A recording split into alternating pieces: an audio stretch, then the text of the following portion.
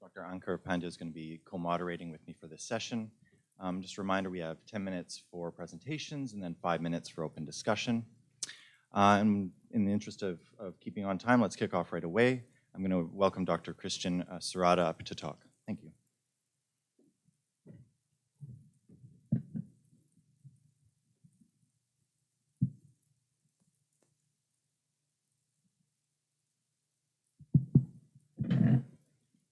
Good morning, everyone, and thank you for joining me today. My name is Christian Serrata, and I am representing research from Evidation Health in the Bay Area. To give you some context, Evidation Health is a health and measurement company with a mission to understand how everyday behaviors and health interact, with a focus on improving health outcomes. And today's talk is one example of the type of research that we're able to do at Evidation. As I go on, I'd like to acknowledge the rest of the team who contributed to this research and also provide our disclosures here. Moving into the design and objectives. We know that chronic pain affects about 100 million US adults, and it's often associated with functional impairment and disability, psychological distress, and sleep deprivation. But much of what we might know about someone's chronic pain is from a clinician visit where they are asked to describe their overall pain aggregated over the course of weeks or months. So in order to better understand the day-to-day experience of chronic pain among individuals, we launched the Discover project recently. It's a large-scale virtual study on chronic pain. It's 1 year long. It's currently ongoing, and it's completed entirely virtually. So participants can participate from the comfort of their own home in all of the study procedures and activities. We recruited very quickly. In 9 months, we were able to recruit over 10,000 individuals who consented to participate in the research. About 6,000 of whom were self-reporting diagnosis of chronic pain, moderate to severe chronic pain, so that's above a 4 on the numerical rating scale. And then about 4,000 individuals without chronic pain so that we can make comparisons. Throughout the course of this year-long study, enrolled participants complete daily and monthly surveys about their pain and overall health. This slide is to give a better sense of the chronic pain participants. And so in terms of pain location, the most common locations were low back, followed by head and neck, as you'll see here. And then the remainder of the pain locations were indicative of other musculoskeletal issues. And unsurprisingly, the most commonly reported conditions that people were experiencing were migraines and osteoarthritis. A distinguishing aspect of this research was that a majority of enrolled participants connected consumer activity trackers to our Achievement Study platform. For background, Achievement is an online program where individuals can connect their digital health tools, so your Fitbits, your Garmins, your Apple Watch, in addition to other health and fitness apps. And you earn points by logging activities daily. And so the images on the right, feel free to download the app as well if you haven't already. For this study, 75% of the chronic pain participants provided for permission for us to collect their behavioral data from these wearables. And of those, the majority were from Fitbit and HealthKit.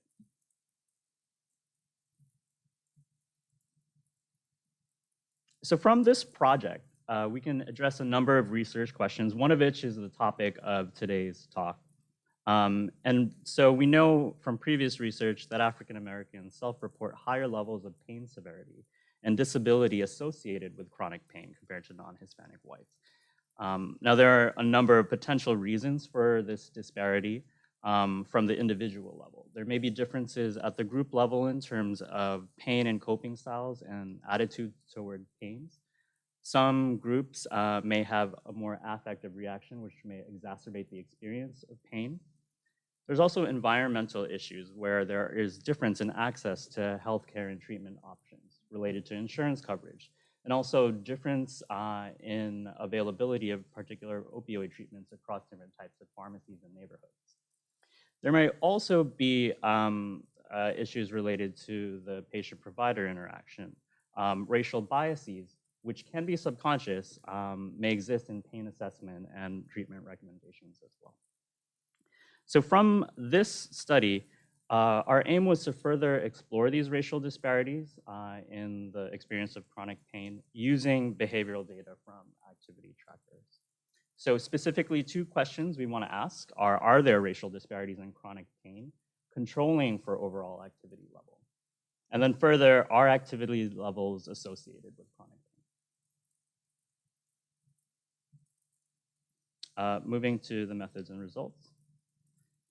Our approach was to perform a subgroup analysis of chronic pain participants using the baseline survey and behavioral activity data from this project.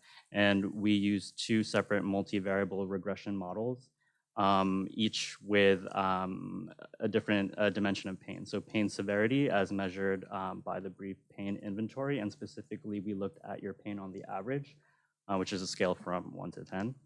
And pain interference as well, which is multidimensional, capturing information from these 7 dimensions of daily life.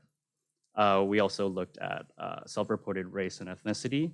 For objectively measured activity levels, we chose the median daily step count over the course of the 30 days prior to enrollment. And then our covariates are listed below. We did exclude some individuals from the analysis that I'll describe here. So in order to land at our 2,200 chronic pain participants that were eligible for analysis, we removed individuals who did not have activity data from the analysis, and also individuals whose activity data was not dense.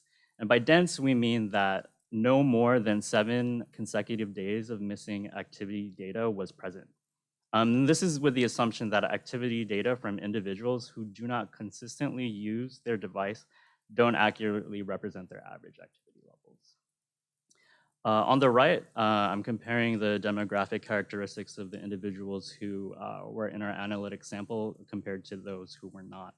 And perhaps unsurprising, our analytic sample was slightly more female, slightly more educated, and had higher income. This is the distribution of race in our analytic population. We decided to parse out individuals who are Black and biracial, since there may be differences in the way that they experience pain and other social determinants of health. The majority was non-Hispanic white, and we kept the other race as a different level, and that includes Hispanic, Asian, and multiracial individuals who were not the focus of this analysis. Again, the comparison with the individuals who we didn't include in the analytic sample, it was slightly more white. So for our first research question, we see that Black participants reported greater pain severity compared to non-Hispanic whites. We can see the mean values of this variable on the right. And when controlling for our covariates, we still see that Black participants are reporting pain severity on average 0.8 points higher than non-Hispanic whites. And this is adjusting for average step count and demographics. What was also interesting and not the focus of this research was that pain severity was also higher compared to those in the other race and biracial Black categories. So that's something that we'd want to delve into further to better understand what might be going on there. In the same model, we're also interpreting the beta coefficient for the step count to look at the association between steps and pain severity. And what we see is that there's a negative association when adjusting for race and additional covariates. So this is a fairly modest effect size, and for context, this is saying that for every 1,000 steps that an individual is more active based off of this median step count variable, their pain severity is lowered by 0.23 points. For the second outcome, pain interference, you'll see here that the difference between non-Hispanic whites and blacks is more modest than the pain severity outcome. Yet the difference was still statistically significant, about 0.5 points higher among black participants relative to non-Hispanic whites, adjusting for covariates. Now, when we look at median daily step counts, there was similarly a negative association and larger here. So for every 1,000 steps an individual is active, their pain severity is lowered by 0.6 points. And to wrap up and give key takeaways, the first limitation is that step count is only one aspect of an individual's activity level. We aren't capturing things like swimming or non-aerobic exercise, strength training, things like that. So that might be another area to look at. And then, as you saw, we analyzed a specific subgroup of individuals with chronic pain. Those first who have connected devices, and then additionally those who were better at wearing their devices consistently. So our findings add to that growing body of evidence that African Americans are disproportionately burdened by pain.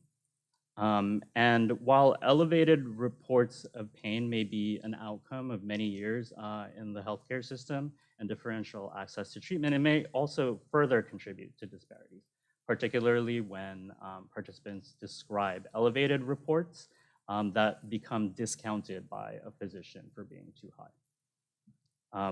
And the other point about behavioral data is that it can help us to better understand the relationship between activity levels and pain burden. And perhaps down the line, it may be useful to include as part of a clinic visit to evaluate the effectiveness of specific treatments. So certainly future analysis will continue to go down this line of research and evaluate whether behavioral data is a useful digital measure for pain severity among this population with chronic pain. Thank you.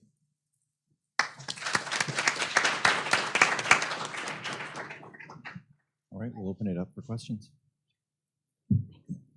Hi, my name is Sadia. I'm from the University of Toronto. Thank you for your presentation.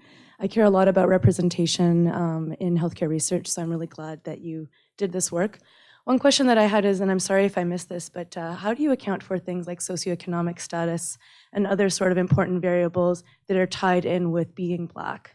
Yeah, so as part of our modeling approach, we did include those as covariates to control for the effect of socio-demographic variables. So namely, income and education were our two primary ones. We also controlled for BMI as well, which there might be differences across group there as well. So when we talk about the difference, we're talking about the unique effect of being Black relative to non-Hispanic whites. May I ask one more on that? I think No? yes. Okay, no problem. No problem. So when one observes differences between groups, and part of the analysis involves excluding some fraction of the population, there's a worry about selection. So if I imagine I told you the story that when I experience pain and I am white, I'm less likely to put on my device or tracker. Right? So there's 600 people. Actually, I'm not going to use the device over this particular holiday period. I don't use electronics. All right. Sorry, I can talk louder. Well, stand in front and address the crowd. I'm going to just speak louder. Okay. So, if I am white and when I experience more severe pain, I'm less likely to use my activity tracker. I'm less likely to show up in your data, potentially making the mean experienced reported pain score lower, right? Mm-hmm. So I'm curious, can you show us, or do you know the exclusion by race, especially at the not having a lot of activity data? I believe the first one is just like if you don't have your stuff linked in, you're not going to be included. So this is no activity and not dense. That's combined. Yep. Right. So what about the not dense part? I believe I have that slide. Thank you. Yes. And we probably only have time for one more quick question. Sorry about that. Actually, it is just around the non-race related categories, but you're certainly right, there are differences even within individuals who have activity trackers but are not dense. Yeah. So some sensitivity analysis could be done to really understand who ends up in our analysis. Thank you. Super quick. Okay. I'm wondering if you have any thoughts about biology. Sorry, Holly Woodman, Université Laval, Quebec City. Do you have any thoughts about biological reasons versus socially constructed reasons? And might people who are Black be more likely to report higher levels of pain because they know that their pain is not taken as seriously? Yeah, so as for the biology piece, there have been some hypotheses around differences in pain thresholds. I understand them to be inconclusive and based off of a non-generalizable sample. And then for the other part of your question, that definitely may happen, especially over a repeated course of visiting your physician or clinician, that you may, because you have been discounted in terms of your pain score at a previous visit, you may increase it at a later point. Yeah. Thank you. Excellent. Thank you. Thank you, everyone.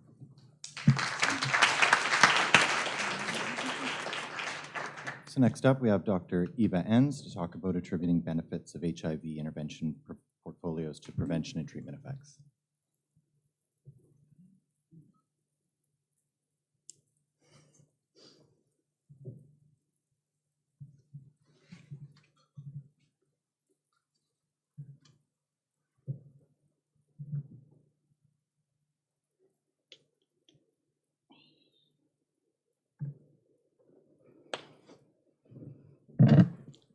All right, hi everyone, and thank you for coming. I just want to acknowledge our funding from the National Institute of Health, and the content is solely our responsibility. It doesn't reflect the official views of the NIH, and we have no conflicts of interest to disclose.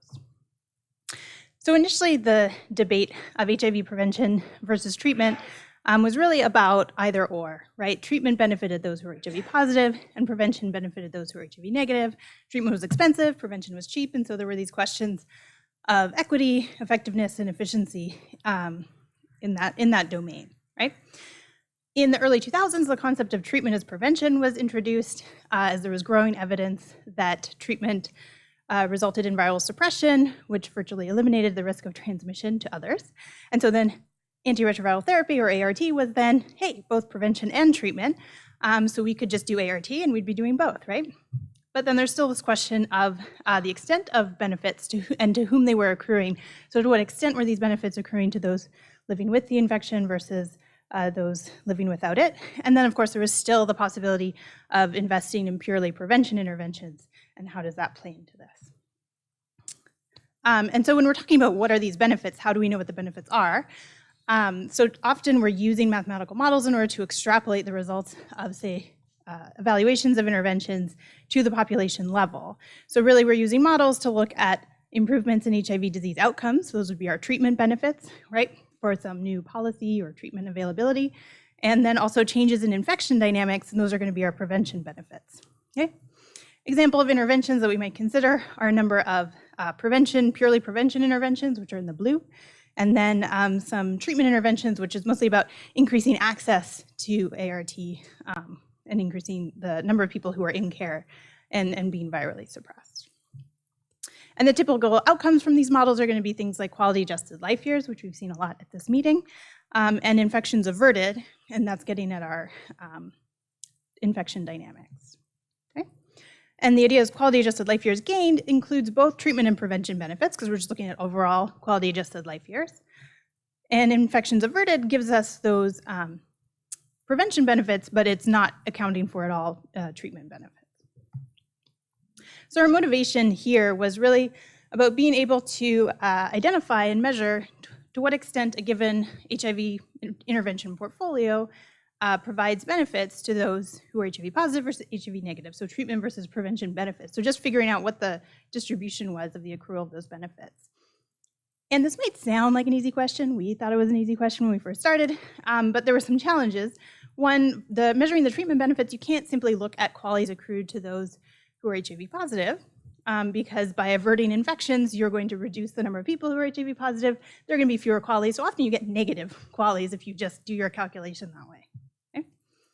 In terms of measuring prevention benefits, one, we can't just think about infections averted if we want to then compare to the treatment benefits, so we need to convert those to quality-adjusted life years. That's not such a big deal. But then there's also this issue that interventions might delay infection but not completely avert it. So some of the benefit might be in a delayed onset of infection, becoming infected later because the risk of infection is lower, right? But not entirely averting a given infection. So our setup here in terms of calculating these things is we're going to consider an HIV intervention and compare it against a status quo. Okay? And we're evaluating that intervention over a time horizon from 0 to T in a population of kind of a bounded age group, so A0 to AM. In our definitions, we have the number of infections at time T and age A as NI, right? The remaining quality-adjusted life expectancy for an individual who's infected at time A and age A, or time T and age A. And then the remaining quality-adjusted life expectancy for someone who is not infected and won't ever, assuming they never become infected, at age A and time T, okay? And the reason that we stratify by age and time is to account for the fact that some of these things might vary depending on someone's current age, as well as time, if you have time-varying policies or things like that. And then the intervention, we're just gonna denote all those same quantities, but with a little asterisk up here. So then the total quality or QALYs gained due to prevention can be calculated using this sum. So first, we're looking at infections averted, as we would anticipate, right? But we're doing it by AT pairs just to account for any differences. So this would account for the fact that if there's a delay in infection, we would capture that in this difference because we're stratifying over time. And then we multiply that by the QALYs gained if not infected. So we're translating basically those infections averted into QALYs gained. So what would have been the quality-adjusted life expectancy if that person hadn't become infected and never became infected? Okay. So this is all time-dependent to allow for time-varying factors in a simulation. So maybe you have changes in treatment access or treatment guidelines. It's not going to be relevant. You can simplify this out if there's no age and no time, as we'll see in our very simplified example. Okay. In terms of calculating treatment, the key factor here is we use the timing of infections under the intervention. So we look at when infections occur, still stratified by age and time. And then we look at the QALYs gained under the intervention. So we look at, for people who were infected, again, so onset of infection, at age A and T, what was the difference in the quality-adjusted life expectancy for someone in that category with and without the intervention. So that's kind of isolating this fact of differences in timing of intervention against what it's like to kind of evolve over time with the infection under the two different kind of policies. Okay. So any change in the timing of infection is going to be attributed in our prevention equation, and it's going to isolate it out in our treatment. So we have a very simple example, and we compared different interventions, so scale up of ART, as well as the availability of a new and improved ART, where the idea is this is going to be purely treatment, and we know it will be purely treatment benefit, and the availability of pre-exposure prophylaxis, which is going to be a purely prevention. So these are kind of our test cases to make sure our equations work out. And we're comparing it against a baseline coverage of ART without pre-exposure prophylaxis over a 10-year time horizon. Super simple model. We're trying to demonstrate things here. And so it kind of evolves like this, but it's very simple. And so, for example, if we're going to look at the scale up of ART from 75% to 90%, we would first need to simulate with our model, right, as an uninfected individual under the status quo. If you had age and time varying effects, you would need to do this for every age and time pair. So it could potentially be a lot of simulations. But it's just kind of one person or a cohort of people. So in our case, they have life expectancy of 40 years. Then we would simulate a single infected individual. Again, if you had age and time, you would have them infected at these different age-time pairs and simulate them through over the time horizon with and without the intervention, so we get the difference in quality-adjusted life expectancy with infection. And then you simulate the full population. This is what you're used to doing, right? And what you're doing is you're counting up the number of infections that occur, again, at each age and time pair. In our case, we don't have that variation, so we just have single numbers. And then we get our infections averted, which is what you're typically used to looking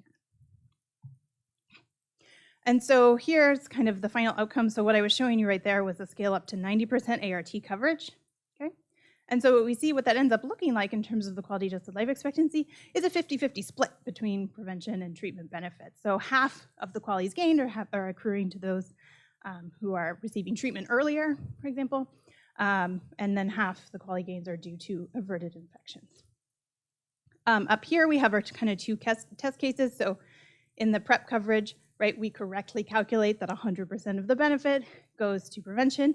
In the improved ART, which is basically one that just has improved survival but not better viral suppression, notably, we correctly attribute 100% of the benefit to treatment, though we do see a slight increase in the number of infections because we're just allowing people to live longer, but we're not suppressing the virus any better.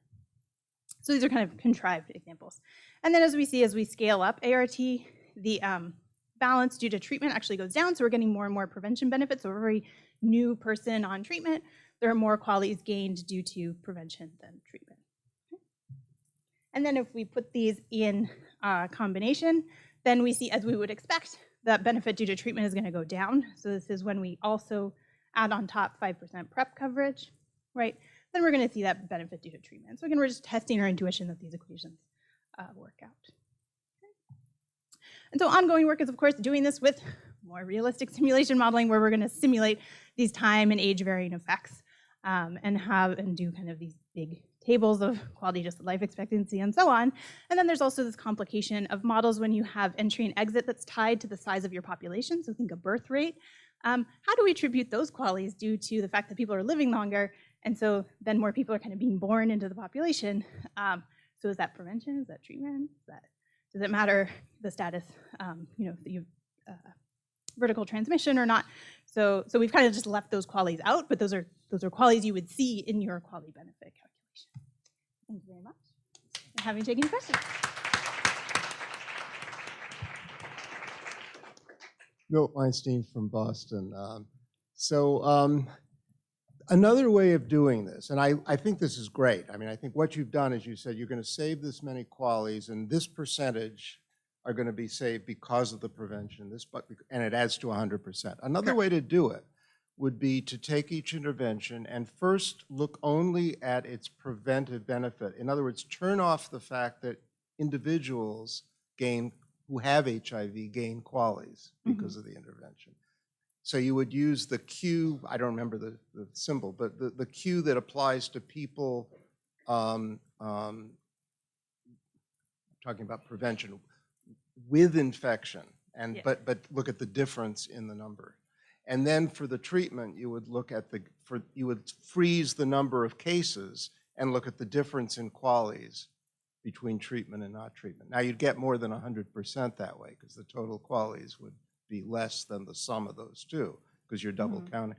Did you think about doing it that way? And do you think it would make a difference in the picture you would get about the value of treatment compared to the value of art as treatment versus the value of art as prevention?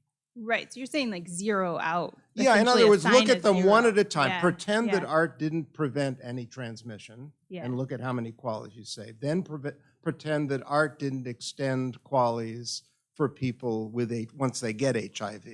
And look at those two things and see.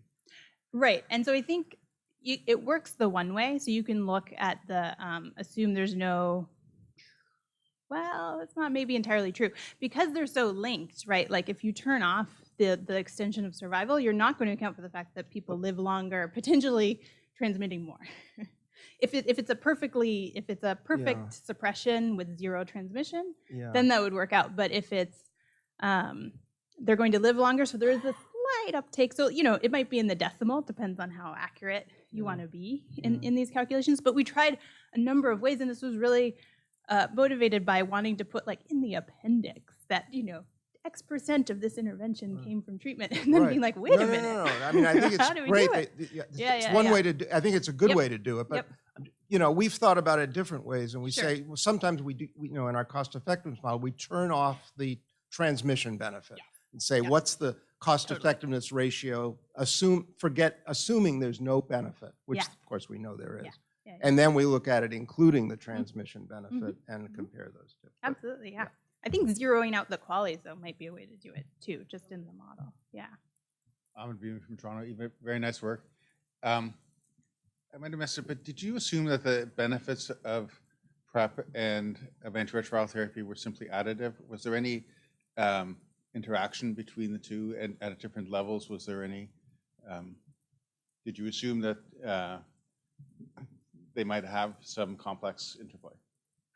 Well, so we modeled it in like the infectious disease epidemic modeling framework. So the extent to which if you have a lot of ART coverage, then people who are HIV negative are less at risk. Like we would account for the transmission dynamics being different, but any kind of like social interaction or the reasons why you might have achieved scale up might lend to better access to PrEP. We didn't have that. So we kind of had the policies were independent and separated and completely controlled by us, but the infection dynamics were related. Yeah, and so I mean, if you're going to extend this, one other thing that might be very interesting is to look at sort of risk compensation, so people using condoms right. less, Right. because they are using these other interventions, and how that is going to have, because I think there are other long-standing established prevention interventions, and how those are used is going to change over time. Absolutely, yeah. And these were examples, but absolutely. So, Eva, really interesting presentation. On the point of increased kind of total births because of population level effects,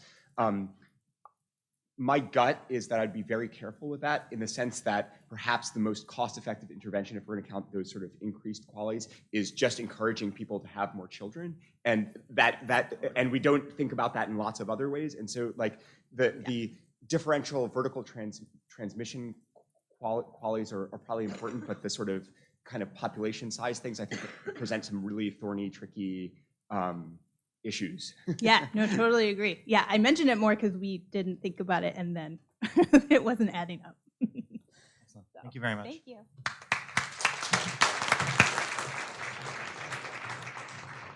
Now we'll welcome up Dr. Ankur Pandya to talk about value-based insurance design and consumer preferences. So we have no funding to disclose and no conflicts, except that I'm, I guess, partially moderating myself. So our cute title, a VBIT, a CEA, and DCA walking to a bar, is actually partially true. It was a taqueria. I visited my friend Devine Wright, who is at the University of Washington in Seattle the past April. She's now since come home to Harvard. She was like, you know what, you should meet my friend Kai Young, who graduated from UW as well, UW, and is now an investigator at Kaiser Permanente, because she knows that I have an interest in connecting cost effectiveness analysis to notions of value in US health policy, and Kai is an expert on value-based insurance design, especially using cost effectiveness to inform the value part of that. So we were, eating nachos, and Kai was discussing the developments in this VBID space. And he said, there is a trade-off facing consumers, though, around some of the dimensions on VBID. And Devine has done several discrete choice experiments. She's she knows those methods. And she says, I think a discrete choice experiment would really work. So within 90 minutes, we came up with a study idea. We had the methods, we finished the nachos, and a month later, we got some pilot results, submitted the abstract. The thing I want to highlight is that the results I'm about to show you are, in fact, they're very pilot. And so we have a grant under review to do a better, bigger version of this. I'll talk about that in a second. But the point is, if you have ideas for how we can improve our survey, this is the perfect time for us to get that feedback. A little bit of background context. This is for US health policy, right? So historically, we don't use CEA that much in the USA. We don't have a single pair with a HTA body like NICE. We don't have a cost effectiveness threshold. It's been a kind of long challenge to get CEA into US health policy. In recent years, though, there's been some kind of action in terms of getting the emergence of the organization, ICER, the different value frameworks, and this whole movement towards incentivizing the value of care delivered as opposed to the volume of care delivered represents an opportunity. And I've written about this, some other people have written about this. If we use, acknowledging that there are many views on value, if we use cost effectiveness to define value, we have a quantitative metric that we can use systematically across disease conditions to help inform policies that are trying to get at value. So one example of a policy that's trying to get at value is value-based insurance design, VBID. And you can use cost effectiveness to define the value part in VBID. So this is a nice table from Lizzie Brower. I don't know if she's in this room. Nope, she's not in the room. She's a PhD student at University of Washington. She's not part of our project, but I've been reading her stuff to kind of get context in this. She's an expert in VBID and CEA, so if you have questions about that part, go find her. And you can find me too, but go to her first. This is a nice table she made that shows what co-payments for drugs in different tiers would look like without value-based insurance design. They call it value-based formulary, and with. And essentially, the co-payments are tied to cost effectiveness. It's tied to the ICER. And in fact, Premera Blue Cross, which is a private health insurer in the Pacific Northwest, piloted such a VBID program in 2010. Important to note that in their pilot, they only did the increasing co-payments. So low value drugs, cost ineffective drugs shifted to higher co-payments, so they didn't do the they didn't make the co-payments lower, which is important to note for their pilot. What they found was health plan spending on prescription drugs decreased by $10 per month per member, but out-of-pocket spending for patients increased by about $2 per month per member. So there's this trade-off if you're a health insurance consumer around if the health plan passed those spending decreases onto you in the form of lower premiums, you'd like that, but you wouldn't like the fact that you might face higher co-payments. So our objective was to quantify consumer preferences for CEA-informed VBID, and our study approach was a discrete choice experiment, which I've never done one. So let me, this is my first one, I guess. So let me try to describe a discrete choice experiment in terms that are like concepts that I understand. So suppose you would be the respondent in this discrete choice experiment. You'd get a choice set. I would ask you, as a person administering this, do you want the nachos on the left or the nachos on the right? And the only things you know, the pictures you wouldn't actually see. You just know the attributes, the spiciness, the meatiness, and the cost. And then you look at these attributes and you think about your preferences and you say, okay, I'll choose the one on the left. Then I'd show you a different choice set. I change some of the attributes. You'd look at those, think about your preferences, and say, no, yeah, I'll choose the one on the right. We do this let's say 10 times for each respondent, and we do this for a large number of respondents, let's say 1,000 respondents. And then we can answer 3 questions about this sample, to the extent that they represent the population of interest. We can say within an attribute, so within spiciness, do they on average like spicy or do they like mild or medium? And then we could say across the attributes, which attribute was really driving the decision? Maybe they don't really care about the spiciness. It's veg, non-veg that's driving decisions. And then the third thing we can figure out is because we have cost in there, we can actually estimate a willingness to pay for vegetarian nachos if that's what they preferred on average. So kind of keeping that in mind, we were asking respondents in this discrete choice experiment to choose between plan A and plan B, where the attributes essentially were factors of the plan, and I guess a little bit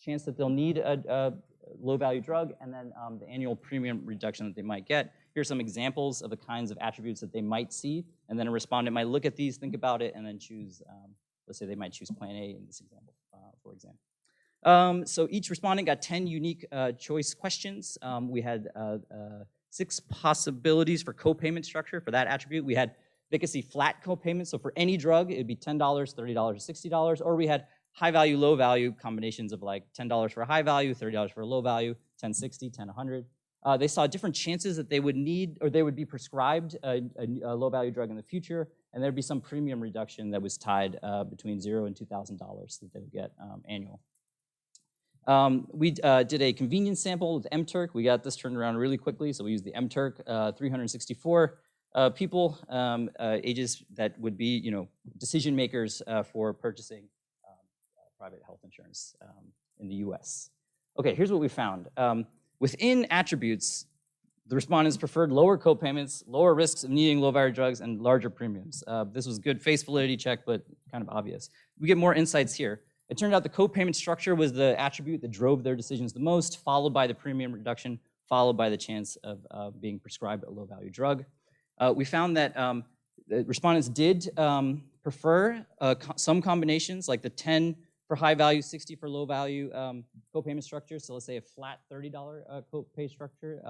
And we estimated that to choose the 10-100 co-payment, value-based co-payment structure, a respondent would need either $740 for a family level plan or $620 annual premium or premium reduction, right? So a limitation here, though, with kind of our general concept was actually noted by reviewer 4. So in SMDM, one of the best features, there's so many great features. about our society is that we get to see the feedback on our abstracts. I don't know if you guys know that or not. And so reviewer 4 title, LOL. What else is funny? Assuming planned pharmacy savings will be passed on to consumers. It's a good point. You know, any findings that we get with like how much are these respondents willing to pay, how much money would they need to get in premium reduction to opt into a VBID plan? It's kind of a, we compare that essentially to the savings that we might observe in a pilot like Premera, but the savings that are observed in those pilots is kind of like the upper bound, right? You'd imagine the insurers might want to keep some of that as profit. So we don't know how exactly to adjust, but I suppose we could do some estimations. So the things that we're working on for the next version of this is we want to include in the copayment structure attribute some more realistic drug tiers, like based on drug costs or like how a plan would usually do it. Like you usually don't see $30 flat copays for every drug. There's usually tiers that exist, but they're based on negotiations and usually just cost, not cost effectiveness. We're going to follow best practices for developing our DCE using cognitive interviews with stakeholders to see that we're capturing what they care about in terms that they can understand. We're going to use a larger nationally representative sample, which is going to cost money, more than mTurk. That's why we need the grant. So thank you very much, and I'll leave this slide up.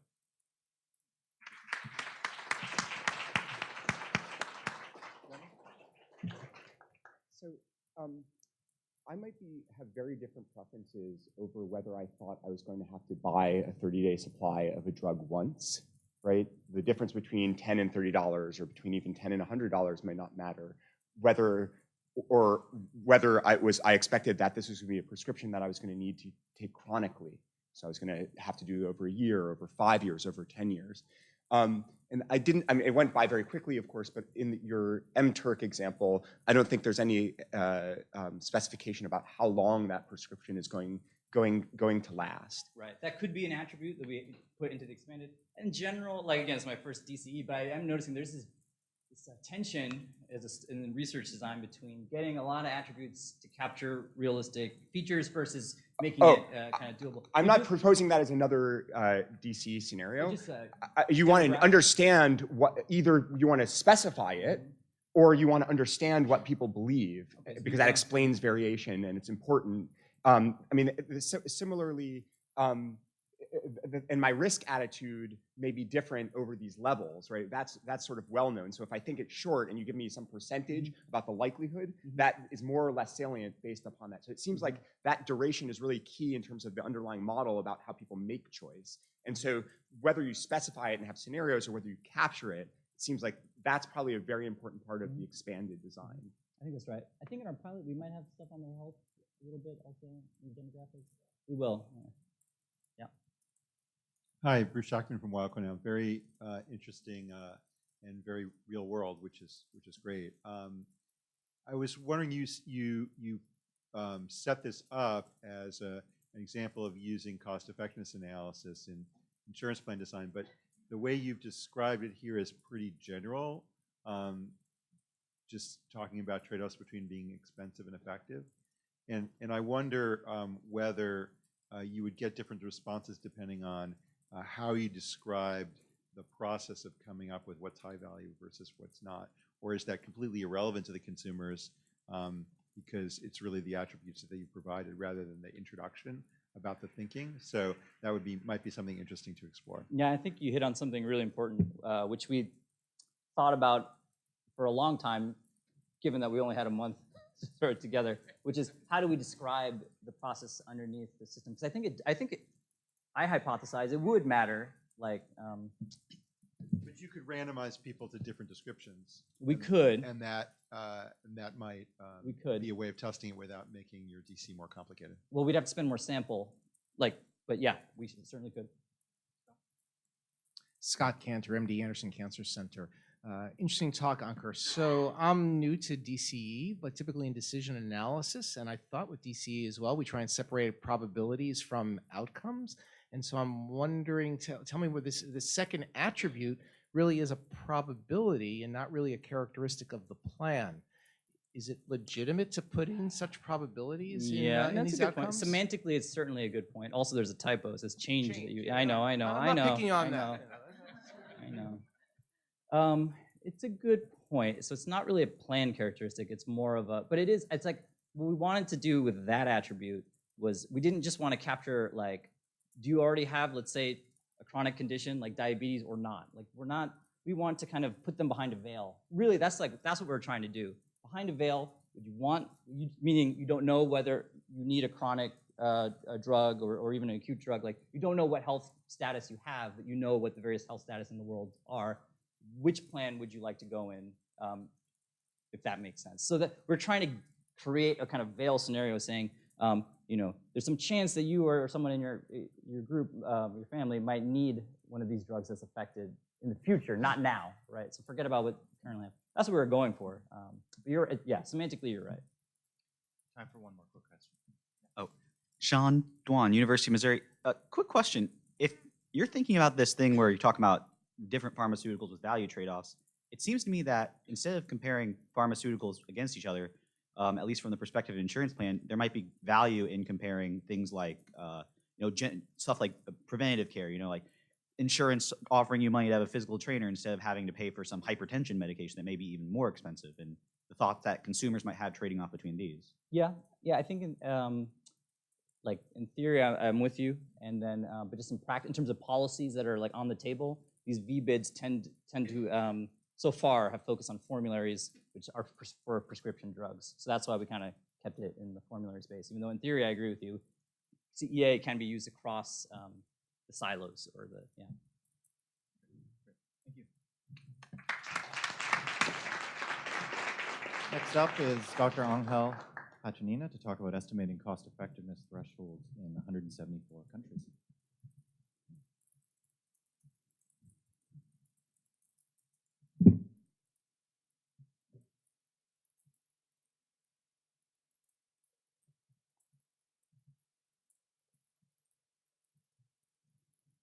Well, so you can check a website in these links, especially in the bottom link, bigdata.media/apps/ED, and that's the Q code. So first, a disclaimer: this has almost no math, just a division of quantities in open data.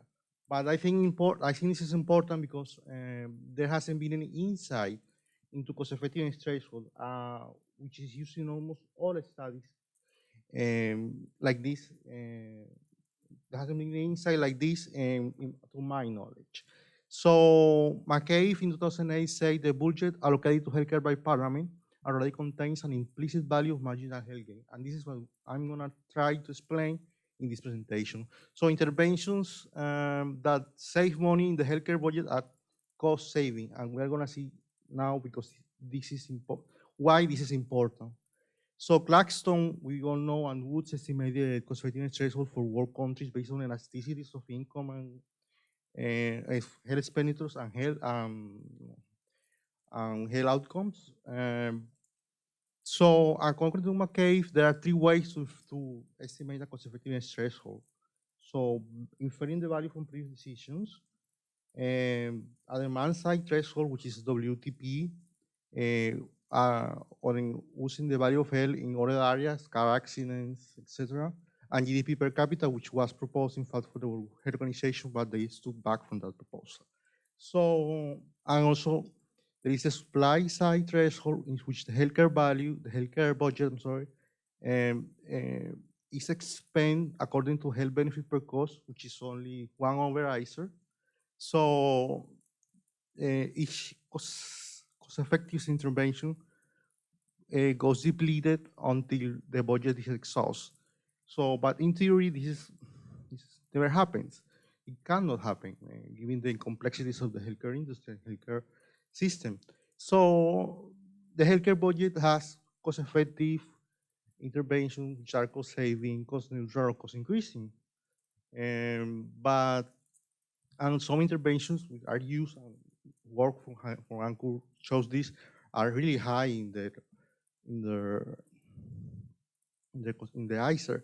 So let's see, just as I told you, just using economic data from the World Bank, I look into health expenditures in health, So three types of health expenditures: the current US, which is the one I recommend for cost-effective analysis; the current PPP to compare across different countries, and constant PPP to compare across different jurisdictions and time. So the burden of disease is just data over deaths occur according to the Global Burden of Disease study. So DALYs, that occur, disability adjusted life years that occur in a year according to the Global Burden of Disease, and GLL, so year of life loss according to them. So what are the properties of what I'm trying to propose here? First is from the healthcare perspective, and this is because the healthcare budget has several inputs, which are coming from taxation, health insurance, out-of-pocket, and dollars. They form the healthcare budget in every country in the world. So direct costs, and these are direct costs of a cost-effectiveness analysis. So the indirect costs are other part of economic outputs in the GDP. So I'm trying to do just the health expenditure. We only have available health expenditures in health of the healthcare budget in all countries. So this is cost-effective thresholds are valid only from the healthcare perspective. So it's cost per DALY, cost per GLL, cost per death, and assumes that the DALYs from GDP comes represent all spectrum of disease, which is a fairly good assumption because it almost does. So we really don't know because disability can be, but this is the total length in a different time, but it almost does. So the data assumes no cohort effect through time. So the cost in a year, if the cost effectiveness, if the burden of disease is constant through age, from the birth cohort, in each birth cohort, in the birth cohort, so if the burden of disease is constant from birth to death, and the costs are constant by age group and sex from birth to death, this cost-effectiveness threshold is proper. I mean, it reflects the threshold that each country determines for the value of health in their economic system, in their economic and health system. So it's just, as I said, a division between costs and benefits incurred in a given country. So the results are pretty similar to Woods, to what Woods estimated, only lower. But you see the United States, $30,000, which is the disability, the cost effectiveness of the ICER of the dialysis that at one point was assumed to be the cost effectiveness threshold in the United States. So for that is $1 million. The current assumed cost effectiveness threshold in the United States is $100,000, and it's within range of the Woods estimate. The UK threshold is $15,000. Are somewhat lower than what Clarkson estimated for the country using elasticities, but it's not really that dissimilar. So I think this cost effectiveness threshold reflect the value of health that each country assumes or takes for the expenditures in health. So this is the red line is Woods. So you can see that they did an interval, not a point estimate. So we see that the threshold is lower if this study proposes than the Woods, but this is really within ranges of plausibility, and only that is based on strong data from the World Bank and data from the Global Burden of Disease, especially the the one for deaths, which is just counting deaths across the world. So, and GLL, which is almost is years of life loss. But what this story does not say about this threshold is that they need to be strict. There's not need to be a strict application of this threshold. Why? Why? Because it will decrease research and development investment, especially in rare diseases. So I would, and this may be not in line with the talk, but I would advocate for what the UK has, which is a differential threshold, given the rarity of the disease, for example. Potentially increased budgets for new intervention are approved, something that we sometimes not take into account, which is when new intervention are approved at a threshold, as I said, above 0, we are introducing costs to the system. So that cost has to come from somewhere, and maybe because of this, the healthcare budget can increase to infinity because we are adding new intervention with more. I mean, I'm being a little drastic, but it's maybe what is happening. So, and this study does not say that the threshold is necessary for the cost effectiveness to be useful, because we are providing evidence, and this is something we will know. But what I am saying is that this data that we already have available for each country can be used as a fundamental tool for decision making. So this means that a threshold or a value for a statistical value of an economic value of life is already set in most jurisdictions. So, as I said, and this is clear, the cost effectiveness threshold that this study is proposing is not the main criteria. It should not be the main criteria for introducing interventions. There are other criteria as well. So thank you.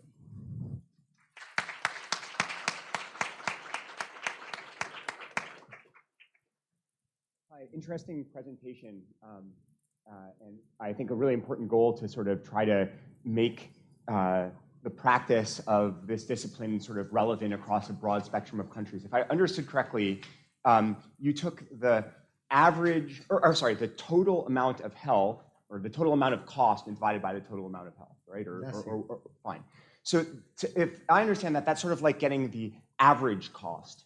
It's not the threshold cost, right? So if you imagine buying qualities very cheaply and then buying some at the margin of your sort of graph very expensively, what I'm actually getting is you're averaging across those, weighted averaging across the kind of amount I paid per quality. So in some sense, it's not surprising that you're getting a lower value estimated, because the average cost is somewhere to the left of the marginal cost in your plot.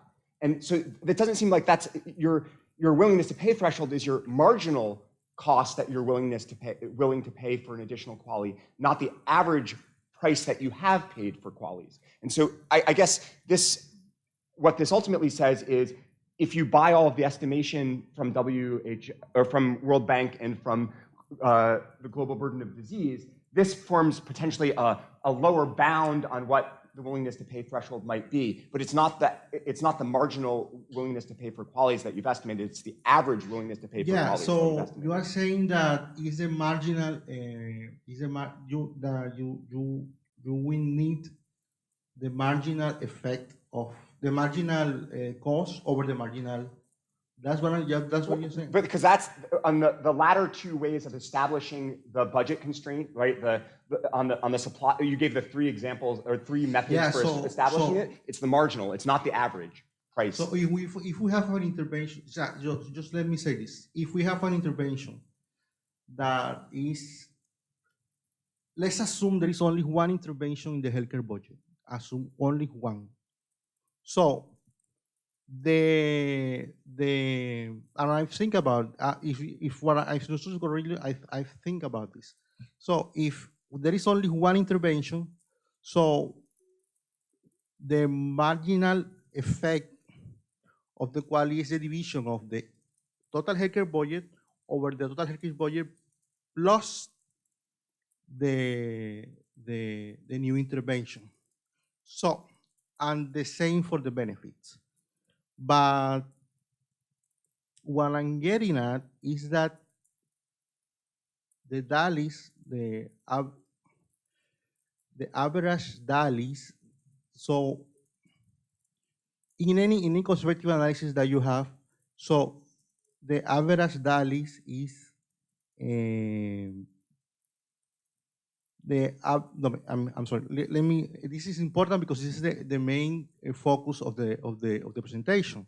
So if you have this, so you use the difference between the cost and the difference between that is if you eliminate that, you have a number, and you eliminate that, you have a number. But it's not about that really. It's important, but it's not about that.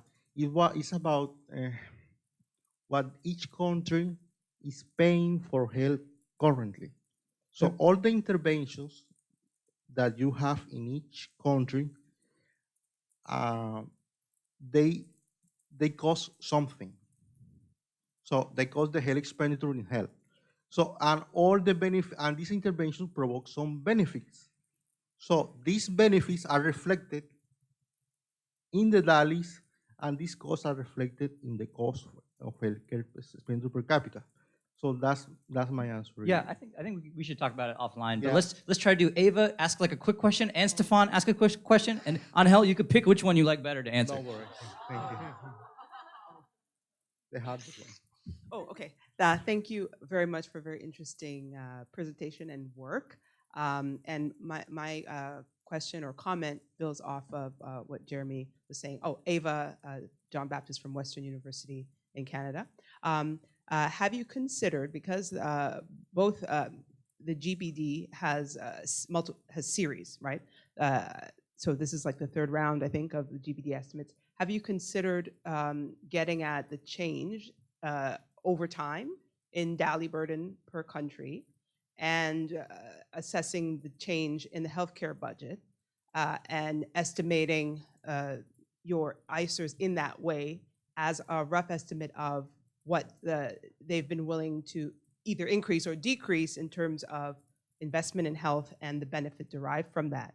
And I imagine you would have to perhaps try to correct out some cohort effects. Let's let Just a Stefan thought. get a quick one in because we're actually out of time. We might even Oh, have I'm to so answer it after the sorry. end. Yeah. Yeah, hello, Stefan Verga from Harvard. I wonder about the practical implications or application actually. So you have a wide array of countries, in particular, focusing on low middle income countries where, and I would say low income and lower middle income countries where aid is very substantial, where you're not getting at opportunity cost here. But speaking about averages, you obviously have, especially low income countries, lower middle income countries, very high aid money.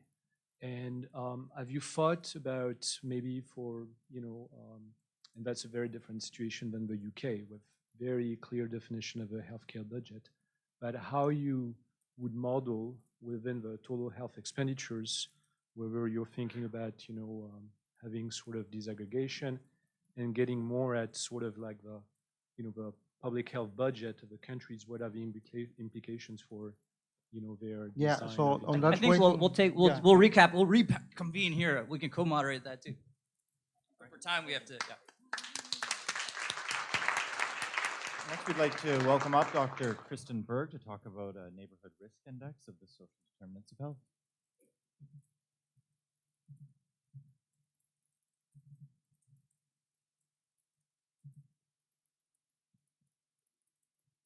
Good morning, everyone. My name is Kristen Berg, and I'm here from Metro Health Hospital in Cleveland, Ohio. I'm a postdoctoral researcher there, and this morning I'm describing, on behalf of a number of my colleagues, a piece of my current research that examines the configural, spatial, and temporal validity of the Area Deprivation Index, which is a census-based, commonly utilized prognostic neighborhood risk index of the social determinants of health. This is the actual tool that I'm focusing on today, the ADI for short, the Area Deprivation Index. This tool is traditionally used by combining all of these census variables from the American Community Survey together in one single score, either a sum or an average, to then predict a number of different health outcomes or healthcare-related outcomes. As you can see from the items, these 15 census items that comprise the ADI, when we talk about social determinants of health or social circumstances of health, we're talking about factors such as housing, infrastructure, transportation that are seen or measured to act in a way that either constrict or expand people's access to health or health resources and behaviors. This tool has been used, it was developed about 20 years ago, but it has been increasingly popular in the last couple of years. This headline is from the spring of 2018, and it describes the wonderful, exciting work of Dr. Amy Kind, who is an award-winning, brilliant researcher and physician at UW-Madison. She and her team took those underlying variables, that underlying census data of the Area Deprivation Index, and they translated that data into a mapping tool. The hope being that information about neighborhood deprivation and all of those factors that make it up could be more easily available and more efficiently available to not only clinicians, but researchers and policymakers who are focused on best informing health delivery and policy, especially for residents and patients who live in those most deprived neighborhoods. So again, this tool historically is used as if it's one global dimension, as if it measures this one global dimension of what we call neighborhood deprivation. And neighborhood deprivation has been detrimentally associated with a number of different health outcomes, such as higher odds of rehospitalization, longer lengths of hospital stay among infants with neonatal opioid withdrawal syndrome, MRSA infection in pediatric samples, chronic disease and chronic disease management like obesity, diabetes, cardiovascular disease, and also outcomes such as physical functioning and behavioral health concerns such as depression and anxiety. Again, this is the tool. In all of this research over the years, it's used as if it measures this one global unidimensional concept of area deprivation. But if this tool actually captures multiple more specific subdomains of what we commonly refer to as area deprivation, but we continue to use it as if it does measure this one single idea or phenomenon, then we're potentially losing track of some really important local variation in the relationship between neighborhood disadvantage, place, and health. That we're not, and by doing that, we're not really calibrating to any local circumstances of place and health.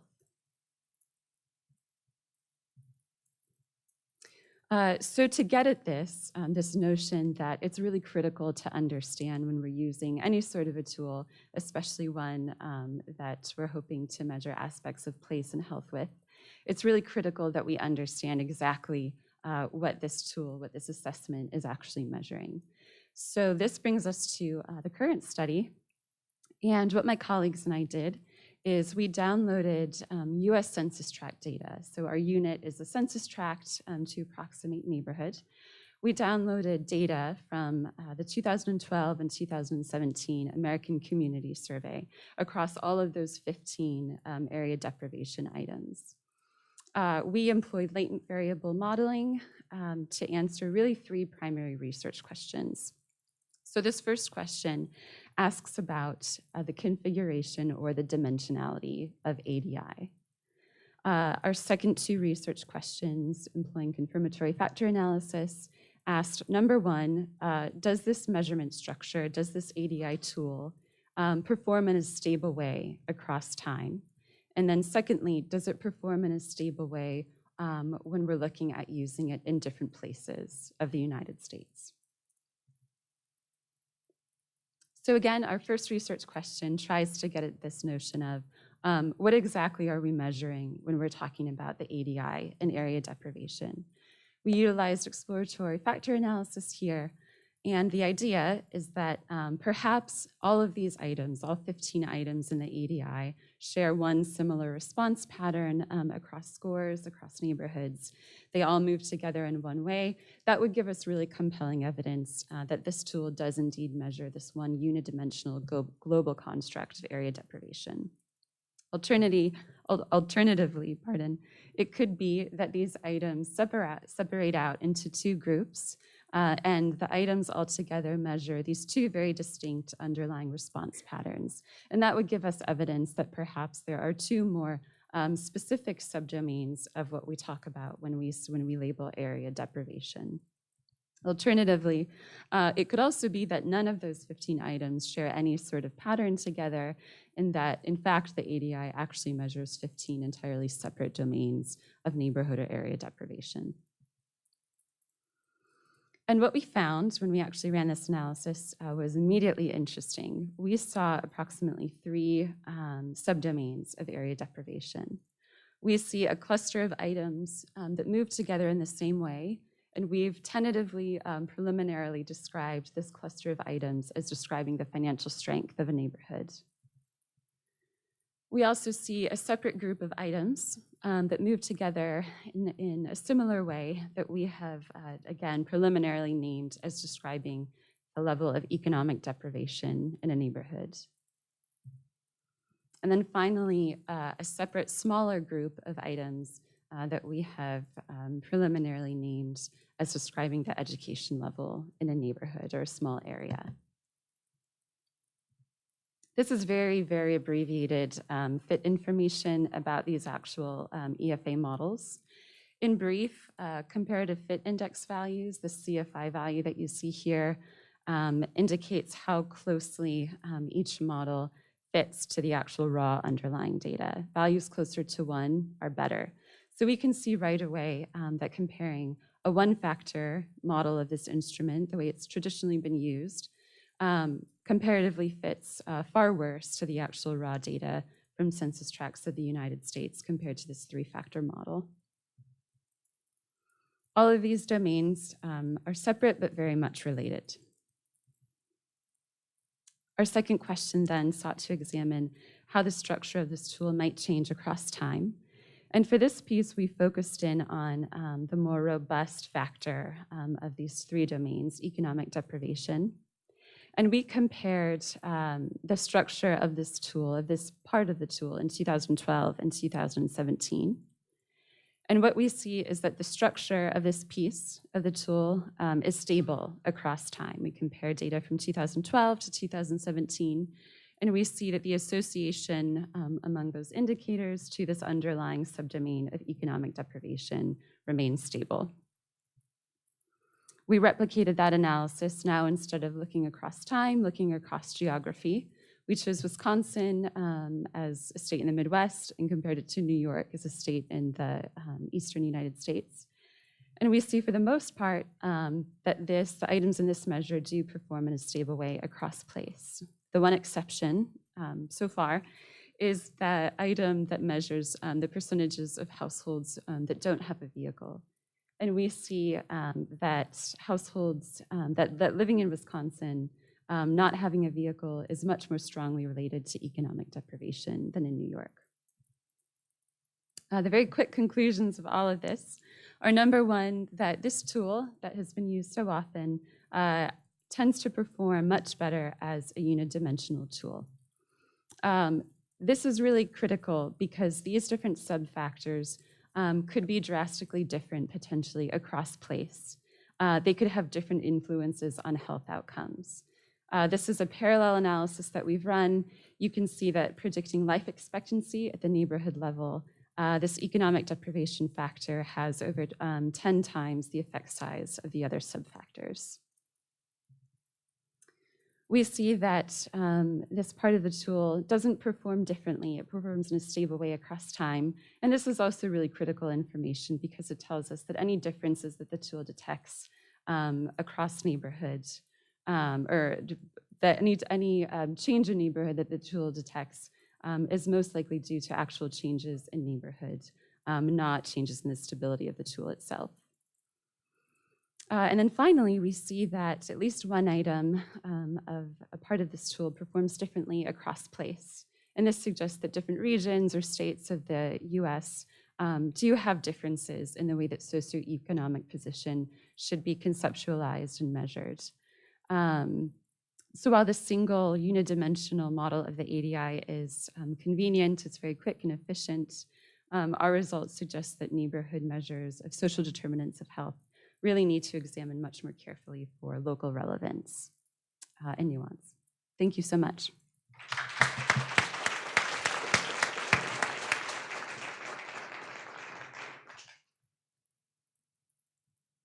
Hi, I'm Jenny Spencer from the Center for Health Decision Sciences at Harvard. So the ADI, I think, was originally developed on 2000 census data. Maybe it was updated in 2010. But I'm curious about the sort of the temporal piece being like a 5-year span, when I think very often we do studies where we're looking at much wider time periods. Sure. And whether you thought about looking further back in census data to see how well it holds up.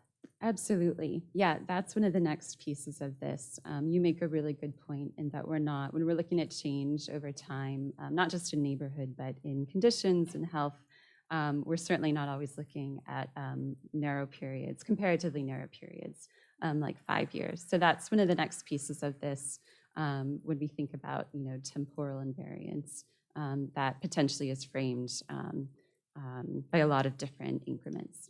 Thank you so much. I just wanted to ask hi, I'm Jeremy. No, I'm not using the mic because it's the second day of Sukkot. So. I'm going to use a loud voice instead. So one of the interesting things that I thought was the items, and you sort of talked about them kind of clustering sort of in independent dimensions, if you will. Sure. That's in the cross-section, right? So as measured in one point in time. But you weren't implying, for example, that economic strength or financial strength might not in the longitudinal period lead to drops in that might lead to drops in your housing measures. So imagine plant closing, people move away from an area, housing prices go down. So in the cross-section, the measure, the description of deprivation in time, those are 3 separate factors. But in fact, they're not independent in the sense that they're not related to each other in terms of how impoverishment and deprivation happens in an area over time. So when you said independent, you just meant in the cross-section, right? Sure, I meant in the cross-section. We looked at this model, we tested it the cross-section in 2012, 2017, and then all together. The structure of this, in that these items independently load across these 3 factors, but those factors themselves are closely related, that structure is stable in these different pieces of time.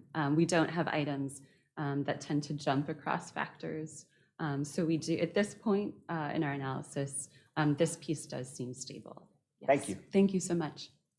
Great, David Meltzer from the University of Chicago. I'm so glad you're working on this topic, this question of sort of what are these underlying latent characteristics of unmet social need or critical.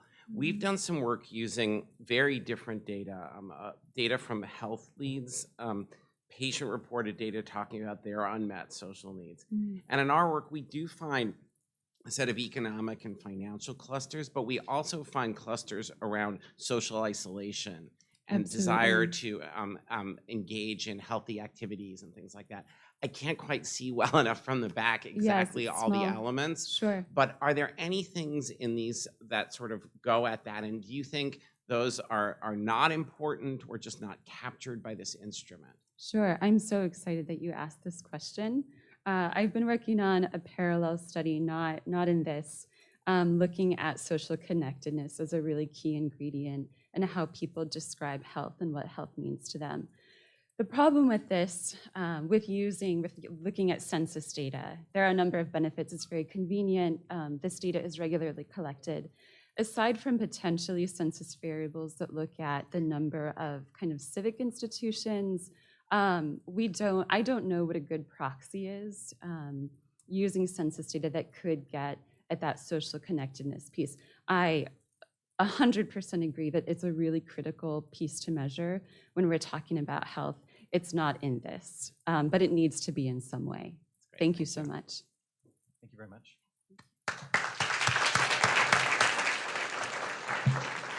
And that concludes our session, so just join me again in thanking all our presenters.